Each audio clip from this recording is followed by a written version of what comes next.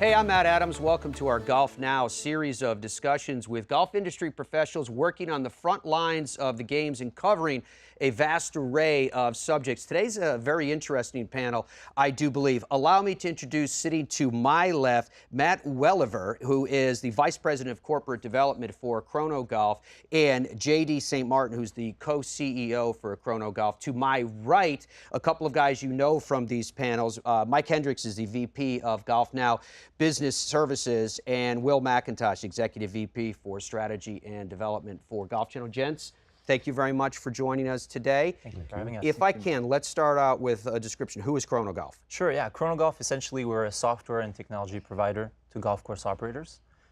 Today, we have about 500 facilities that are using our technology in Canada, in the US, as well as in Europe, mainly in France and Ireland. Okay, I'm looking forward to getting into the details about that a little bit more, because technology is so important for all of us that are working or have worked on the golf operations side of the business to understand how it works, and to understand, Michael, if I could start with you, the fact that there are common practices, or are there common practices, maybe even phrase it that way, when we're talking not only from one side of a state to another or one side of a country to another, but maybe from one continent to another? Well, so there are common practices. Certainly, golf course operators around the world want to know who their golfers are, and so that's certainly some commonality. You also want to stay organized with your tee sheet. There are intervals throughout the world as it applies to golf. But I would also say there's a lot of differences, and that's where it becomes really interesting on how do you develop technology to serve these different types of operations.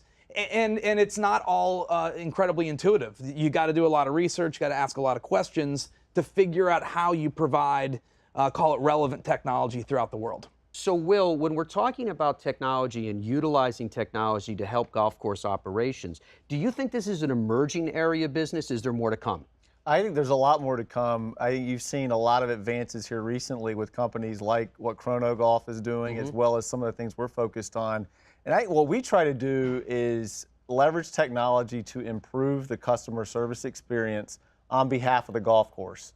And by that, I mean, what are the areas when you think about going to a golf course where you could actually remove points of friction using technology? So making the ability to check in and pay easier, making the ability to get, to interact with the starter easier. Do I really need to carry around that receipt everywhere to show 5 people before I can actually tee off?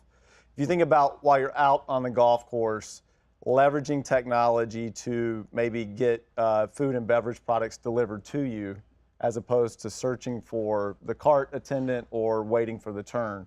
And so these are some of the things we're focused on and really excited about. For us, it's really about partnering with the golf course to try to help them improve the customer service experience. All right, JD, let's talk about that customer service experience for a second, because you are developing this unique software. You said you've got over 500 golf courses now utilizing it. How do you take this software and make it applicable to different types of facilities? Right. So, I mean, just to touch on Will's comments earlier, one common theme that we see, regardless of the market that we're in, which is, the hourly rate is going up, right? So technology can be a facilitator to improve some of these administrative tasks that were human-based in the past, and where technology can now drive that, and therefore allow the staff at the course to really focus on the experience for the golfers once they arrive at the facility, and really make a unique experience out of it. And that's where our technology comes in. And then obviously, depending on the type of facility, whether if it's member-focused or daily fee-focused, maybe the service might be better, maybe there will be a tweak to that, to the software to allow to manage these different workflows. But certainly that common theme, hourly rate going up, technology can really improve and help from that perspective, and help these facilities provide a different type of service to these golfers once they arrive at the location. Matt, I like the way that JD just called it workflow. When you're talking about different types of facilities, say a public facility or a resort facility or a private facility, how does this workflow differ in terms of how it integrates? Yeah, no, definitely. I think, when you have, from a membership side, they're more moving towards having mobile apps and be able to access everything about them on an app. Right? They want to be able to see their statement online, see transaction history online, even go ahead and pay their bill, pay their statement right there.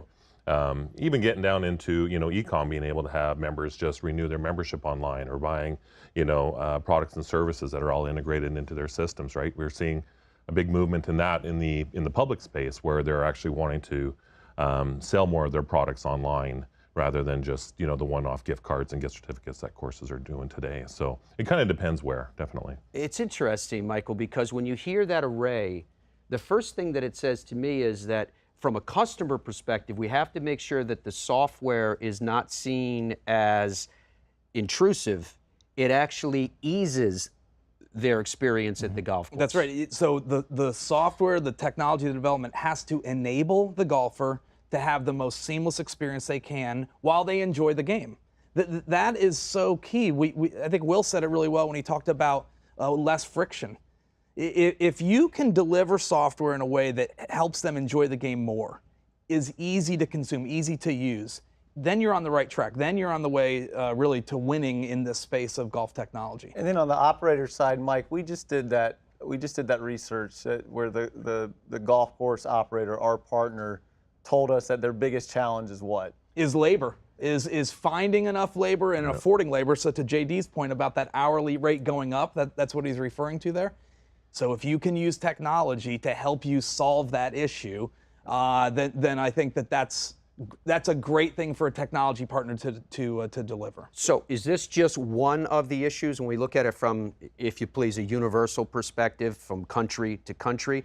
Obviously, labor is an important one. What are some of the other technological bridges? Yeah, presence online. A lot of our customers, even our customers that are member-driven, historically were, sort of just put up a sign outside and we're waiting for golfers to show up.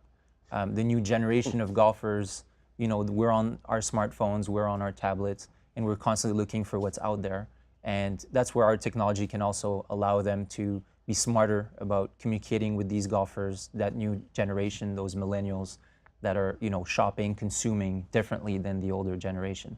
And that certainly is also a challenge that we help with. Matt, doesn't that tie into what you were talking about as well? Because you were talking about us doing things on our phones, whether it's checking in or making a tee time or purchasing something for a gift, for if you please, for Father's Day or Mother's Day or whatever you want. Isn't that all part of the same process? And now we're saying that this is a universal connection.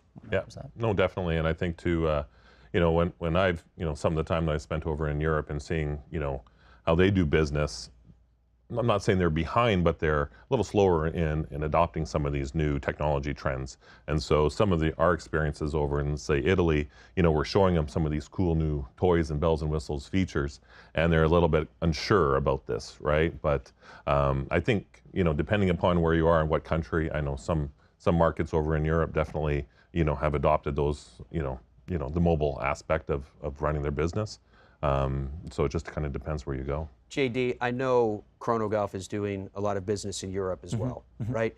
And I realize that there are cultural differences in terms of how the game is consumed in different parts of the globe. 100%. But given what you're doing in North America and given what you're doing even globally, do you think that you can use that experience to, if you will, see around the corner and know what's coming as the game starts to open up more and more and more? Well, honestly, I think a unique proposition at Chronogolf is that we sort of try to take best practices from all parts of the world where we operate, and we actually bring them back to our community. I mean, we're a cloud-based software, so at the end of the day, we're constantly pushing new features every 2 to 3 weeks. And some of these features are actually driven by Europe, while others are driven by North America or Canada and the US. And funny enough, some of the the best cool tools that we use today from a member billing perspective came from French and from the way they manage their French members. So we benefit from that, but absolutely the game is different in terms of from a cultural perspective in Europe versus North America, and the way they run their business as well. You mentioned the cloud. I want to circle back around to that in just one second. But in terms of where we're going with all of this, and Will, I'd like to ask you this question first off, and certainly everybody in the panel, feel free to weigh in on this. If we look out a year from now or 5 years from now, where do you see golf operations? I would like to think that companies like ourselves and Chronogolf have helped dramatically improve the efficiency of the operations on behalf of the partner. And if you go back to what Mike mentioned earlier, that statistic, a lot of what we're doing, a lot of the technology we're creating, one, it's to improve the customer experience for the golfer, which benefits the golf course. But the second part of that is we're trying to help the golf course operator save time across the board. So that could come in the form of just creating better tools so they can manage the operations of their business, but it's also working with them to actually do some of this stuff for them on a proactive basis. So taking our own technology and using it on behalf of the golf course operator, and that's something that Mike and his team are very focused on for GolfNow. So the next step beyond technology is really what we refer to as service. And so so many operators out there have the ability to use the technology, but can't use maybe all of the technology because they don't have the time to do it. And that's where we step up and assign people to accounts to use that technology on their behalf, just as Will said. It's a tremendous time saver. It's interesting to see we get a little bit more out of the technology because consider us to be maybe super users. We know all the nooks and crannies of the technology and how to get the most out of it. And that's really become a really big piece of the value proposition we deliver to golf courses today is that we can take all of that off of your plate and help you get more. Awesome stuff. And I think you nailed it, Mike. I mean, I've been doing this for 18, 20 years, and even way back when you came up with just very simple, features that we would release, it was hard for them to implement them because they had no time, right? They're doing a lot of these golf operators. They're sometimes out there cleaning the carts, and so it's not against anything about them. It's just they don't have a lot of time. So to your point, Will, it's like being more efficient for them and layering in the service aspect of it. And Matt, I would share with you when we really started to understand that is when we started asking a lot of questions. Yeah. We have so many people inside of pro shops talking to operators each and every day, and just frankly listening and then reporting back, here's what I'm hearing, here's the experience I'm having when I'm with one of my clients. And you start to connect all those dots and you realize there's a tremendous time deficit right now in that space, and we need to figure out a way to solve it. So then we set on a path to do just that.